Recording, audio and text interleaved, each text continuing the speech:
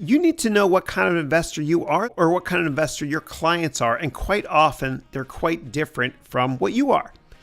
And so let's look at two real examples here. You've got General Electric on one end of the spectrum and Tesla on the other end.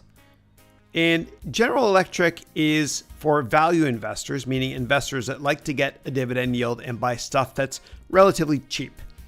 And on the right-hand side, on the other end of the spectrum, you've got Tesla, which is for growth investors. And growth investors love companies that are growing very fast. And they don't want the companies to be very profitable today because they want them to grow. They want them to hire a lot of salespeople, grow revenue quickly, and they can be profitable one day, many years from now, kind of like Amazon. Okay, so you need to know what you are and what your investors are. And of course, the quintessential example of a value investor is Mr. Warren Buffett. Okay. So just know where you are on the spectrum. And in the middle of the spectrum, sometimes people are what are called GARP. They're not value, they're not growth, they're kind of in the middle, and that stands for growth at a reasonable price.